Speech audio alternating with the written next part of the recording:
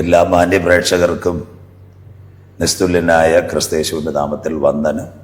ആദ്യത്തെ 2.5 വർഷം ഒന്നുകിൽ രമേശ് ചെന്നിത്തല അല്ലെങ്കിൽ വി.ഡി. സതീശൻ. അടുത്ത 2.5 വർഷം ഇത് മാറും. പക്ഷെ രണ്ടുപേരും മന്ത്രിസഭയിൽ കാണും. അതിനൊരു ഫോർമുലയും കൂടെ പാസ്വേഡ് പറഞ്ഞുതരാം.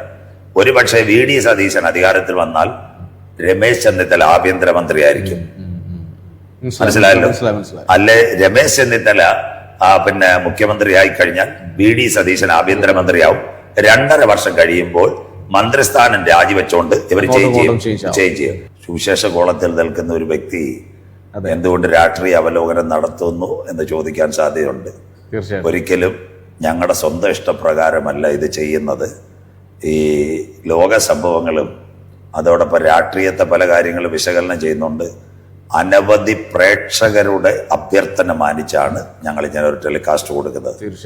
വി.ഡി. സതീശന് രമേശ് ചെന്നിത്തലയായിരിക്കും 2.5 വർഷം മുഖ്യമന്ത്രി സ്ഥാനം. അല്ലാതെ മറ്റു നേതാക്കളെ ആരെ AICC കൊണ്ടുവരത്തില്ല. ഇതാ ഇതുവരെയുള്ള ഞങ്ങളുടെ അനലൈസേഷൻ.